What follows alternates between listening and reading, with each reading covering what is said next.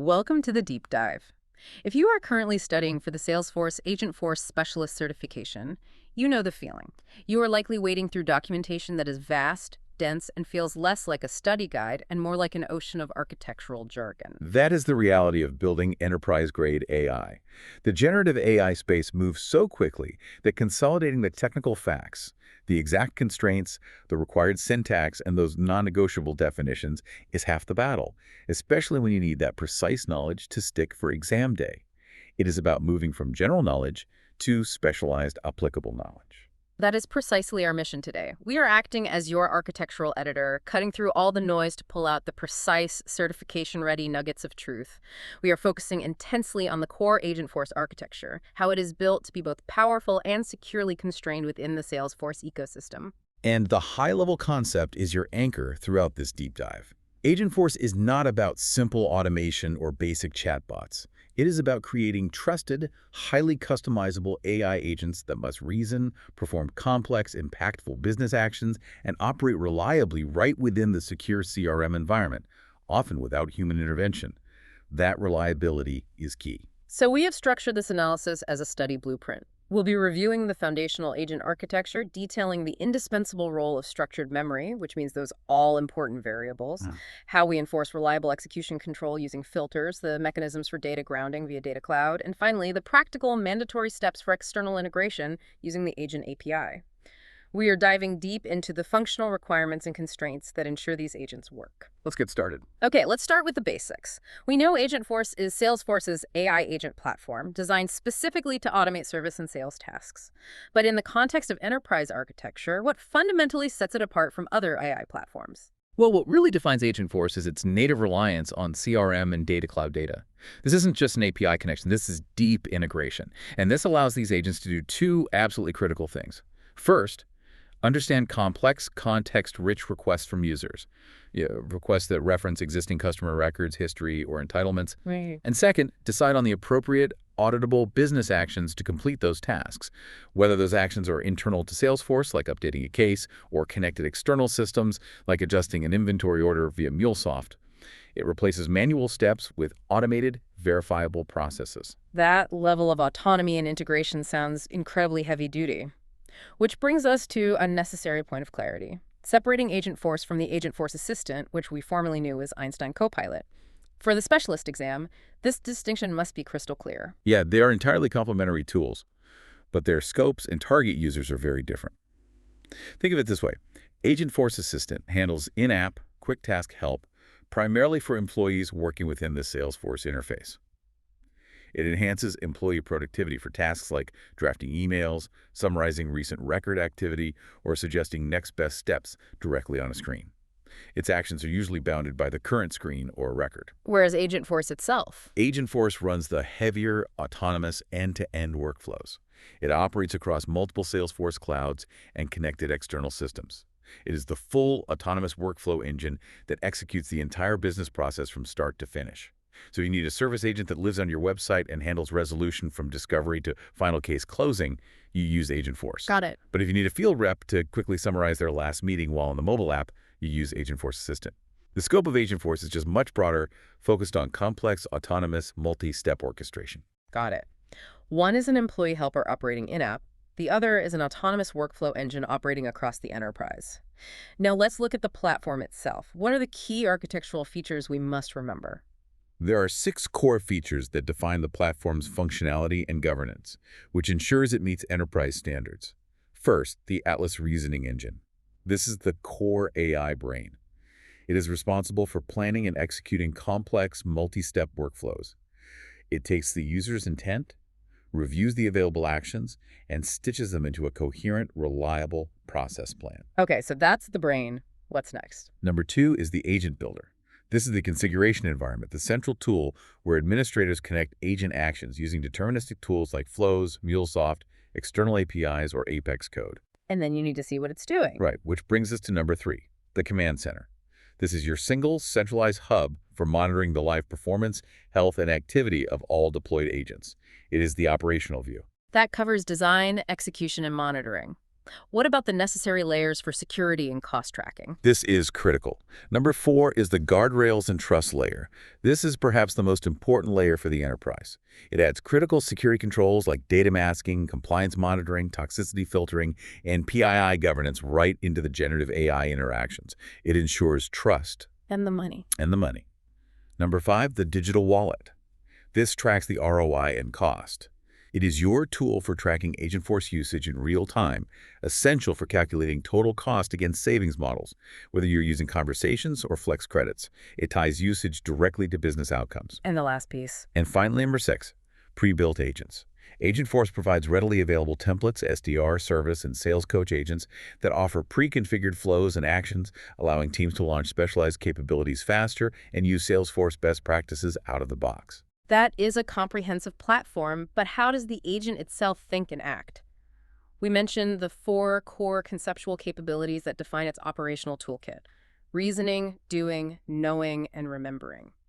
This toolkit is vital because it explains why agents cannot rely purely on the large language model's raw generative power. Absolutely. We need to define these clearly because they highlight the internal architectural demands. Let's start with A, reasoning. This is the planning engine you mentioned. Right. Reasoning is the high-level conceptual capability that allows the agent to autonomously construct a multi-step execution plan from a single natural language request. So when you tell the agent, I need to open a case, verify the user's entitlements, and then send them the appropriate troubleshooting steps, the reasoning engine determines the sequence. It figures out which topics to trigger, which specific actions to call, example, API lookup, flow execution, and the necessary order. If the reasoning fails, the workflow breaks down instantly. Okay, the plan is built. Next is B, doing the execution. Doing is the capability that performs the actual, active, transactional action in the environment. It is the shift from planning to making changes. The agent executes actions that are not passive. They deeply impact existing environments. Think of updating a critical Salesforce opportunity record, launching a complex flow that modifies inventory levels, or initiating a verified, authenticated email notification to the customer. This ensures the AI agent is an active, accountable participant in the business process, not just a conversational interface. Then we arrive at C, knowing. This addresses the long-term data access challenge and is crucial for trust, particularly in regulated industries. Knowing is the data discernment capability. This is how the agent stops relying on general training data and prevents hallucination. It must identify and pull the precise, verified data applicable to the query exclusively from your internal systems, like Data Cloud or Knowledge. The mechanism that makes this secure and verifiable is, of course, Retrieval Augmented Generation, or RAG. RAG has become foundational to enterprise AI. Why is it so essential for grounding an agent, specifically within a platform like Agentforce? Well, RD is central because it grounds the generative response in verified corporate data. Let's use an analogy. Imagine the large language model is an incredibly fast, eloquent debater.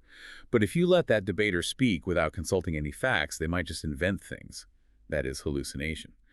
RG is the mechanism that forces the debater, the LLM, to consult the massive, authorized library of company documents before forming an answer. So it's like giving it a required reading list. Exactly. The process involves vectorizing your company's knowledge base, finding the most relevant data snippets based on semantic similarity to the user's prompt, and injecting that specific context directly into the LLM's prompt. This guarantees the agent's knowledge source is controlled and trusted, which is the non-negotiable security requirement for any enterprise agent. That establishes the robust nature of knowing. Now for the fourth pillar, D, remembering. This is where we hit the core intrinsic limitation of the LLM that forces us to introduce all the structured architectural components we'll discuss next. This is the weakness that drives the architecture. LLMs are trained on massive data sets and are great at generating coherent single responses. But standard LLM conversations are inherently stateless. They have limited short-term memory. They struggle severely to hold on to important context, specific details, or history across multiple turns or long interactions. Can you give me a simple metaphor for that statelessness? Yeah. Something that really makes the problem tangible. Certainly. Yeah. Imagine you are in a restaurant and you have a very forgetful waiter.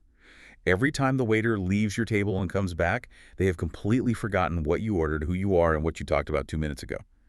That is a stateless conversation. Right.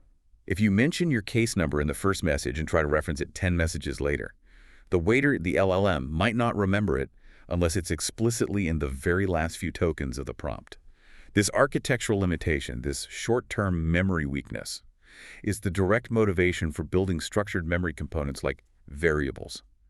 We need something to write the order down permanently. So the lack of inherent state persistence is the deep-seated problem, and variables are the structural solution that Salesforce introduces to manage this memory deficit. Exactly.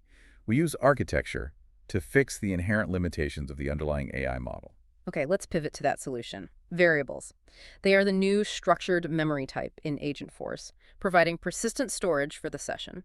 When we use the word structured, we're talking about verifiable, immutable data types like text, Boolean, or number, right? Why is this structure so vital for reliability? The structure is everything because it guarantees determinism. Unlike the volatile flowing stream of conversational history, variables are secure, defined containers. Their value remains stable and fixed throughout the session unless explicitly changed by a secured action. This fixes the facts. If the agent verifies the customer's identity, that verification status stored as a Boolean variable cannot be accidentally altered or critically hallucinated by the LLM later on in the dialogue. This predictability is what makes the outcome deterministic. And this capability extends beyond a single interaction, enabling coordination between agents. That is correct. Variables are absolutely essential for advanced use cases like multi-agent orchestration. If you have Agent A, the verification specialist, handling identity, and Agent B, the transactional specialist, processing a payment, they need a shared, consistent memory structure. Variables provide that guaranteed handover point. Agent A sets the IsVerified variable to true, and Agent B reads that value to ensure the coordination across that complex multi-agent workflow is seamless and trustworthy. For the certification exam, we absolutely must distinguish clearly between the two different types of variables. Let's start with type 1, context variables. What defines them? Context variables are strictly system-generated. They are automatically sourced from fields on the underlying Salesforce messaging session object. This is key. The platform uses this object to store all context related to the current session, including any custom fields you may have added to it. They provide static, useful background information about the session or the user, such as the channel they are using, their preferred language, or the time the session started. The critical constraint being that they are strictly read-only. Correct. The agent cannot modify these values mid-session. They are platform metadata about the session. And for syntax, they are uniquely identified by a mandatory prefix. Context sets the variable name.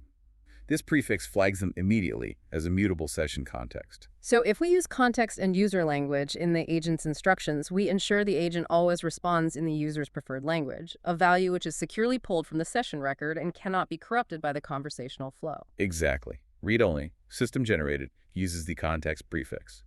Now let's look at type 2, custom or conversation variables, which are mutable and created during the session. These variables are unique to the current agent session only, and they can hold text, Boolean, or number values. But here is the architectural linchpin, the fundamental constraint we need to focus on. The creation and setting of these variables is only possible via the action output in Agent Builder. Why did Salesforce impose this extremely strict architectural boundary? This is the core trust mechanism. The moment you allow the LLM to arbitrarily declare or set a custom variable based purely on conversational input, you introduce massive security risk and open the door to hallucination and misuse. The LLM might misunderstand, misinterpret, or simply invent a case ID. By forcing the creation and value setting step to happen only via a deterministic, platform-driven process, a secure Salesforce flow, an Apex action, or an API callout, we guarantee that the variable's value is validated, secured, and originates from a controlled, auditable source. So it's an architectural firewall. The LLM handles the generative conversation, but it must yield control to the secure, deterministic platform logic to handle the integrity of the structured data. Precisely. The conversational side is flexible, but the structured memory side is rigid and secure. If you're building a flow to retrieve a customer's balance, the flow's output must map the verified balance directly into the custom variable. The LLM cannot set that variable by saying, the customer said their balance is $50. It must be set by the flow result. Their syntax, thankfully, is simpler, just variable AP name with no context prefix. With the constraints and syntax clear, let's reiterate the two high-level capabilities these variables unlock, beyond just solving the memory problem. Sure. First, persistent dynamic grounding, or context retention. This uses the persistent storage to continually update and hold the agent's understanding of the situation throughout long interactions. If you use RAD to retrieve a comprehensive, unstructured summary of the customer's recent service history, you store that massive chunk of text in a variable. That variable holds the context steady across many turns, ensuring the agent doesn't forget the customer's history. It's the guaranteed long-term memory for that session. Okay, and the second one? The second one is determinism execution control. As we previewed, variables are the foundation for controlling behavior. They enforce security and business rules. If a flow verifies a customer ID, it sets the IVerified variable to true. This variable then becomes the mandatory verifiable credential that filters our next topic use to either allow or block subsequent high-stakes actions. And practically, the data flow is clean. Output mapping, action A result into variable X, flows into input mapping, variable X is required for action B. This reliably transfers the necessary data, preventing the LLM from having to remember and pass along critical identifiers manually. That sounds incredibly robust. Okay, so we established that the inherent flexibility and creativity of the LLM introduce non-deterministic behavior. In a mission-critical business context, that is a severe risk. It risks illogical or undesirable action sequences. We can't have an agent trying to process a refund before verifying the identity. That is a core conflict in building enterprise AI, marrying the flexibility of generative models with the rigidity of business rules. The LLM might try to jump ahead or skip a verification step based purely on a conversational queue, which is both inefficient and a massive security vulnerability when dealing with private structured data. We need that architectural boundary to force the LLM to yield conversational control to the secure, deterministic, auditable logic running on the Salesforce platform. And that control layer is the filter. So how do we define filters and what is their primary function? Filters are conditional gates built directly into the agent's flow logic configuration. They leverage the specific, verifiable values stored in variables to create conditions. Their function is straightforward. They determine if a particular topic, or, more commonly, a specific action is allowed to execute at that moment. They are paramount for enforcing the crucial order of execution. Action B cannot run unless the variable populated by action A meets a certain condition. Implementation-wise, we write simple expressions in the agent builder, like checking if IsCustomerVerified equals true, or, importantly, if a necessary variable is not empty. Let's dramatically expand the troubleshooting agent illustration now, because this is the perfect case study for understanding sequential flow control using filters. This scenario is essential for the exam because it proves you understand both variables and filters working in tandem. Imagine the user initiates a complex troubleshooting flow. The goal here is that we need the agent to walk the user through resolution steps one at a time, but only after securely retrieving all steps first. Okay. So action 1, retrieve steps, runs first. It uses RA to retrieve the comprehensive list of all verified resolution steps for the customer-specific issue. The detailed output of this RA call is then mapped to a custom conversation variable we call resolution step. This variable now securely holds the entire path. If that variable is successfully populated, we know the agent has the instructions, but we don't want it to dump all 15 steps at once. Exactly. Step 2 involves action 2, deliver next step. This action is designed to be conversational and output only the next troubleshooting step in sequence, perhaps by calling a flow that handles list iteration. The critical point is, action 2 should never run if the resolution path hasn't been successfully retrieved and stored. So we enforce the flow using a filter on action 2. Correct. We configure a mandatory filter enforcement directly on action 2. This filter states explicitly that action 2 can only execute if the resolution step variable is not empty. The expression might look something like, resolution step is not NLL. If resolution step is empty, the filter blocks action 2. This forces a strict sequential flow. Action 1 must successfully run, retrieve the data, and populate the variable first. What does this achieve architecturally? It protects the process integrity. It means the LLM cannot hallucinate the steps or try to run the delivery action before the retrieval action is complete. It yields control of the process order from the flexible LLM planning back to the rigid platform configuration. The agent can only move forward when the prerequisite data stored in a verified variable is present. That makes the process deterministic. But what happens once the issue is solved? If the customer starts a new session or a new conversation about a completely different issue, the old resolution steps are still stored in that variable, aren't they? They are, and that is a major failure point if ignored. Lifecycle management is critical. Once the issue is solved, an explicit separate action, an empty the resolution variable action, must be created and executed to clear out the resolution step variable. This resets the state of the agent for that session, making it ready for the next interaction, which might have a different troubleshooting path, preventing data bleed or cross-contamination between topics. That system of control is powerful, but we must stick to the guideline. When should we enforce this strict determinism? If we lock down the agent too much, we lose the conversational flexibility we paid for. That is the core design principle for a specialist: restraint. Determinism should only be enforced where it is absolutely necessary due to business requirements or security concerns. We need to preserve the LLM's conversational flexibility everywhere else. We only put up the security gate when the stakes are high. The source material specifies 2 clear, non-negotiable, appropriate use cases for enforcing determinism. The first is use case 1, access control or authorization. This is about enforcing security policies before sensitive actions.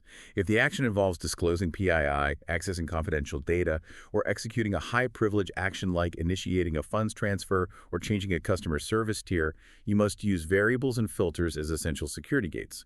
A flow verifies the user via multi-factor authentication, sets a Boolean variable to true, and only then does the filter on the funds transfer action allow execution. In use case 2, hard business rules. These are fixed, non-negotiable constraints inherent in the business process that the LLM cannot be allowed to circumvent via reasoning or negotiation. If your company policy dictates that a discount can only be applied if the order value exceeds a fixed dollar amount, that constraint must be enforced by the platform's deterministic logic, using a variable, the order value, and a filter, checking if the value meets the threshold. The agent cannot simply decide to be generous.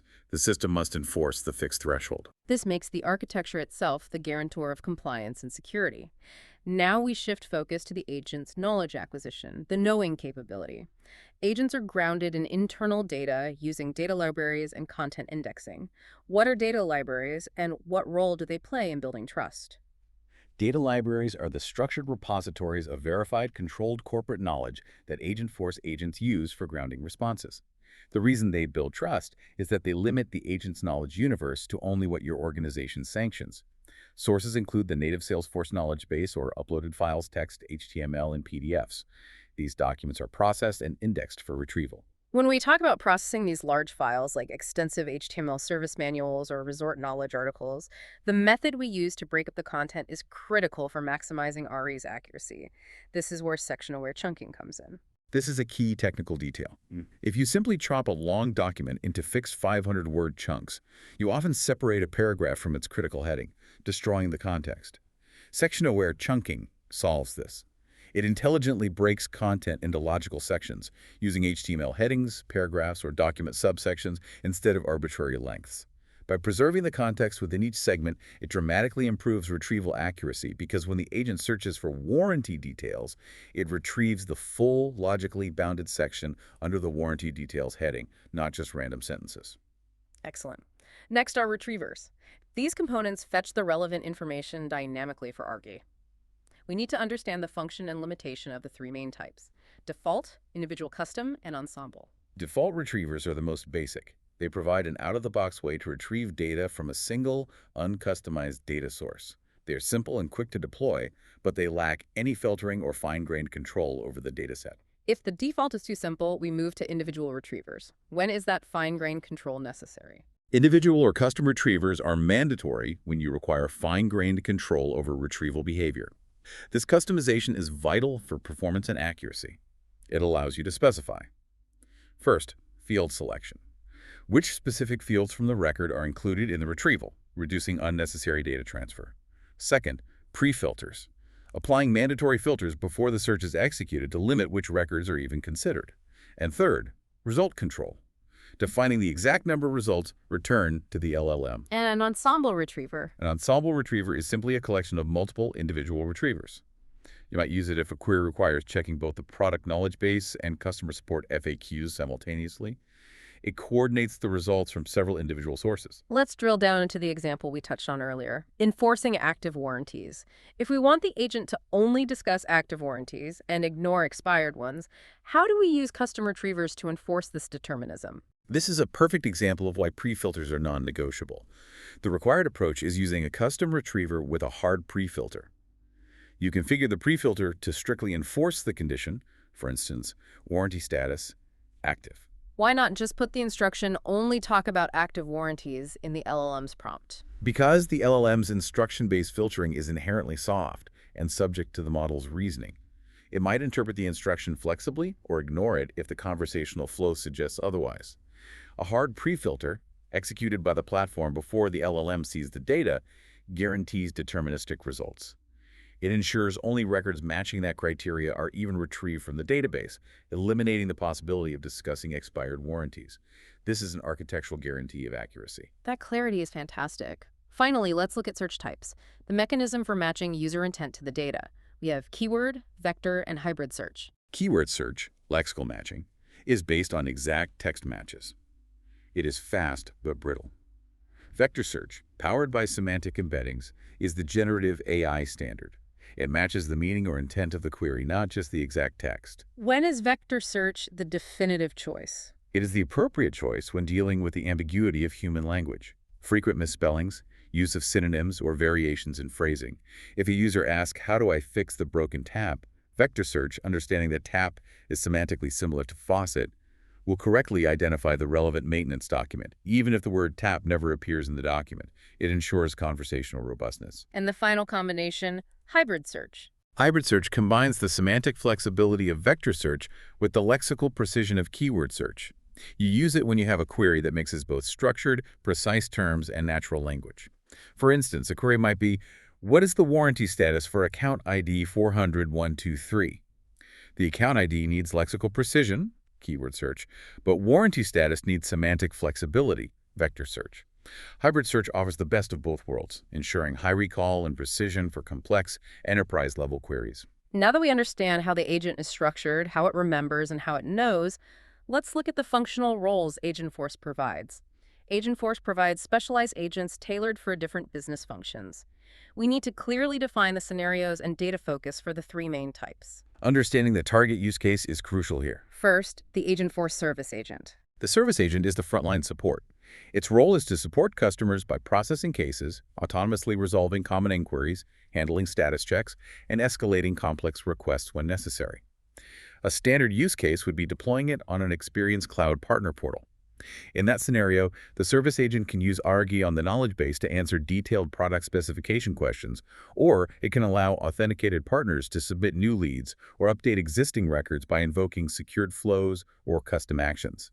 It bridges self-service and assisted service. Next, the specialized sales agents. We need a clear distinction between the SDR and the sales coach. The focus is on the sales funnel stage. The Agentforce SDR, Sales Development Representative agent, focuses primarily on the top of the sales funnel, the initial qualification, discovery, and nurturing of leads.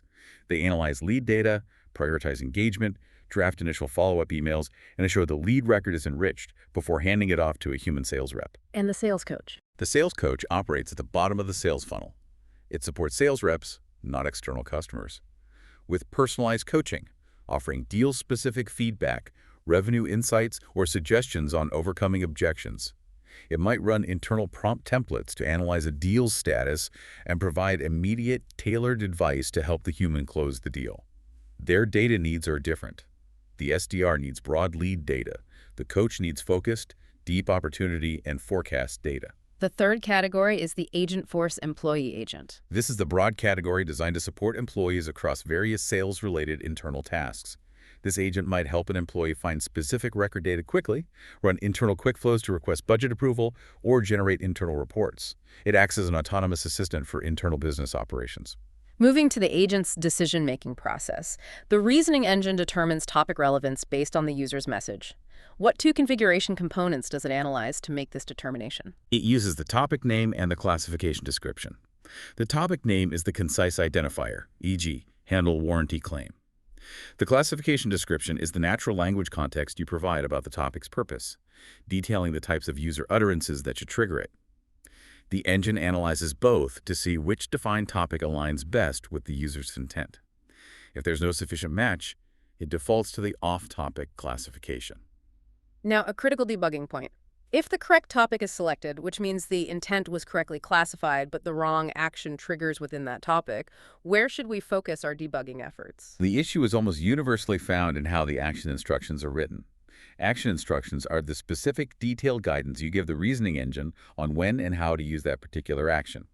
If those instructions are vague, too broad or overlap too much with the instructions of another action in the same topic, the reasoning engine will select the wrong one. The key tuning knob for action selection is iterating on clear, concise, and highly targeted action instructions. What is a necessary standard agent action that every specialist should know? The query record standard agent action is foundational.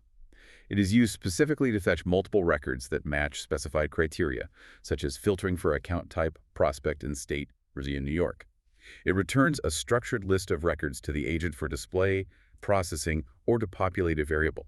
It's the structured equivalent of a SOQL query for the agent. Finally, when creating a custom agent action, what are the core components that define how the agent performs a task? There are two main parts. First, the instructions, the natural language guidance for the reasoning engine, as we just discussed. And second, the reference action type. This specifies the actual execution vehicle, Apex, Flow, Prompt Template for generative analysis, or external API. And repeating the key point. The most important setting to test and iterate on for execution success remains those specific action instructions. The concept of autonomous agents implies they need to communicate not only with data systems, but also with each other, both internally and externally, in a standardized way. This brings us to the protocols governing communication. Let's define the two major ones. These protocols ensure interoperability and secure delegation, moving beyond proprietary communication formats. First, the Model Context Protocol, or MCP. The Model Context Protocol, MCP, is an open standard defining how AI models connect with external tools, systems, and data. It is focused on integrating the agent vertically with its resources. It enables Agentforce agents to dynamically discover, select, and invoke external APIs. Think a custom-built personalized portfolio management API by interpreting standardized metadata provided by an MCP server. This is how agents get the necessary reach to perform real-world tasks across diverse connected systems securely. It is about accessing resources. So MCP handles connecting the agent to the tools it needs. Now, the Agent-to-Agent Protocol, or A2A. The Agent-to-Agent Protocol, A2A, defines how AI agents, both internal and external, communicate, coordinate, and collaborate securely. It focuses on horizontal communication between agents. This allows diverse, potentially vendor-agnostic agents, sales, service, partner to delegate tasks, share results, and coordinate complex business processes. For instance, a service agent might hand off a qualified high-value lead to a sales agent using A2A. Within the Agentforce platform, platform events often form the scalable asynchronous transport layer for this A2A collaboration. Let's focus on the service agent connection to an Experience Cloud site via standard Salesforce channels, messaging for in-app and web. There is a mandatory routing layer involved. Yes, that routing step is mandatory and requires traversing omnichannel flows. These flows are essential because they manage the complex inbound and outbound routing logic. They enrich messages with critical pre-chat variables like a membership number or current URL, and they correctly route the request to the designated worker, whether that is a human agent or the specific Agentforce AI agent. It's the traffic cop of the service channel. Now for the Agent API, which enables external programmatic access to Agentforce agents outside of a Salesforce interface. What is its core purpose, and where would a developer use it? The Agent API is a REST API interface that allows external systems, a mobile application, a third-party website, or another external headless automation system to invoke Agentforce agents programmatically. It is used for external user interfaces or complex agentic ecosystems that are not running directly within Salesforce. And here is a critical prerequisite constraint for the exam. The Agent API is not universally available. Correct. The Agent API is not supported for agents that are of the type Agentforce default. You must be using a custom agent type that you have configured in the Agent Builder. The reason is usually tied to ensuring the agent has the necessary custom metadata, security configuration, and defined action framework that the default template lacks for external consumption. That is a crucial limitation to commit to memory. Access requires a secure Salesforce-connected app, specifically utilizing the client credentials flow for machine-to-machine communication. We need to know the exact oath scopes required for this API access. This is a point of high density, so let's break down the purpose of each of the 4 mandatory scopes. This list is non-negotiable for the connected app configuration. First, Chatbot API. This grants the fundamental permission required to access the Agentforce agent services specifically. Without this, the system won't recognize the request as intended for the agent framework. Okay. Second, ABI. This grants broader access to the general Salesforce platform data and standard REST endpoints, often required for the agent to complete actions that rely on reading or writing CRM data. And third and fourth, refresh token and offline access. These two scopes are required together. Refresh token allows the connected app to request a new access token without requiring reauthentication every time. And offline access ensures this refresh can happen when the application is not actively running a session, which is vital for long-running headless automation processes. They ensure persistent, reliable programmatic access. That anchoring helps. And what about the required connected app flow settings? You must explicitly enable the client credentials flow within the connected app settings. And crucially, you need to check the box to issue JSON Web Token, JWT-based access tokens for named users. This provides the necessary secure token delivery mechanism required for machine-to-machine trust, unlike standard user password flows. Once that configuration is complete, there are 4 critical pieces of information an external developer must gather to actually start a session via the Agent API. This list is mandatory for session initiation. 1. The agent ID. This is the unique 18-character Salesforce ID of the agent you want to invoke. It tells the API exactly which agent instance to engage. 2. The access token. The secure token generated from the connected app via the client credentials flow. 3. A random UID. This is a universally unique identifier, a session key, that must be generated by the external application for conversation tracing and acting as the session key in the Agentforce event logs. It links the external session to the internal audit trail. And 4. The MyDomain URL. You must use the specific unique MyDomain URL for your organization, e.g. mycompany.my.salesforce.com, not a generic Salesforce login domain. This enforces tenancy and security. Finally, the bypass user parameter controls the user context under which the agent executes its actions. For the typical client credentials flow, what is the standard setting and what does the bypass achieve? It is typically set to true for client credentials flow. Setting bypass user to true tells the API to bypass the permissions of the external client app's system user and instead utilize the permissions of the designated agent owner or run as user configured within Agentforce. This is essential because the run as user often has elevated privileges, like updating cases or running specific flows, that the generic system user associated with the token may lack, ensuring the agent has the necessary functional permissions to execute its complex actions. Once an agent is built and configured with variables, filters, and actions, robust testing is essential before it hits production. The Agentforce Testing Center offers features specifically designed to validate the generative AI aspects. What is the key feature for validating conversational robustness and intent coverage? The key feature for intent coverage is the use of AI-generated synthetic test utterances based on natural language variations. This is a massive time saver. Instead of manually writing 50 different ways a user might ask for warranty information, the system automatically generates paraphrased prompts, synthetic utterances, to validate the reasoning engine's ability to correctly classify and respond to diverse user phrasing. This guarantees conversational robustness, ensuring the agent correctly generalizes user intent across multiple conversational styles. And what are the logistical considerations when running these tests in the testing center? Well, testing allows for batch processing of test cases to quickly assess a large volume of scenarios. But it is important to remember that running tests consumes Einstein requests and data cloud credits. Crucially, all testing that interacts with CRM data should always be conducted in a dedicated sandbox environment to prevent unintended data modifications or impacts on live customer records. When deploying a validated agent from sandbox to production, what are the required metadata components we must include in the deployment package? The standard deployment process uses change sets, or the metadata API. You must include 3 key metadata components. GenA Planner, this represents the reasoning configuration and action framework. Einstein Bot, and bot version, specific to the version being deployed. And there's a final step, right? Yes, and it's a common, easily forgotten step. After deployment, the agent must be explicitly activated in the agent builder within the production environment to become available to users. Finally, let's talk about monitoring and adoption. Once the agent is live, what tools are used for tracking usage, feedback, and measuring the all-important ROI? Agentforce Analytics provides the standard dashboards and reports. These offer insights into agent usage volume, user feedback, and adoption rates, the qualitative and quantitative performance data. The digital wallet, as we mentioned earlier, is a specific tool used to track ROI by measuring total cost, credits consumed, against savings, tracking Agentforce usage in real time. For deep technical debugging and optimization, the event logs in the Agent Builder track detailed step-by-step logs of user interactions, action execution paths, and reasoning engine decisions. And if, despite all the guardrails, the agent simply fails to understand a request or cannot retrieve the necessary information, what is the failsafe, the fallback mechanism? When the agent cannot understand a request or retrieve information, it falls back to a pre-configured fallback message tied to the specific agent action type or topic failure. This is critical for trust. It ensures the agent does not invent a response or hallucinate.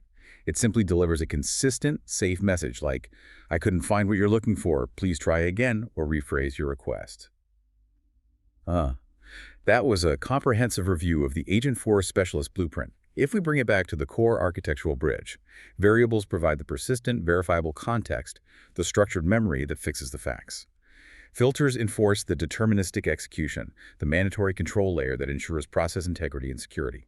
This structural framework is the key to why Agentforce is enterprise-ready. It takes the powerful, sometimes chaotic flexibility of generative AI and marries it with the necessary, rigid structure of secure business processes on the Salesforce platform. We've seen how variables secure data flow and how filters enforce compliance rules like necessary authorization steps and hard business constraints. Absolutely. The final overarching design principle to carry forward is restraint. Only enforce determinism where it's absolutely necessary, access control and hard business rules, to maximize the agent's conversational flexibility everywhere else. That balance is the mark of a skilled Agentforce specialist. So, as a final thought for you to consider, imagine that multi-agent orchestration challenge again, but with the specific tools in mind. Agent A verifies a user and sets an IS-authorized variable to true. Agent B processes a sensitive refund action based on that verification. How specifically would you structure the custom variables as shared memory, and how would you structure the associated filters across both agents, ensuring the deterministic execution of that sensitive refund action while maximizing the conversational flexibility of the entire workflow? That coordination is the ultimate design challenge that integrates every concept we discussed today, from A2A communication to variable definition and filter placement. Before sitting for your certification, be sure to review the specific constraints, the exact syntax for context and custom variables, and those connected app configuration details, especially those 4 mandatory OAuth scopes and the 4 critical session initiation parameters. Focus on the why behind the constraints and the how of the troubleshooting example. Good luck with your preparation, and thanks for taking this deep dive with us today.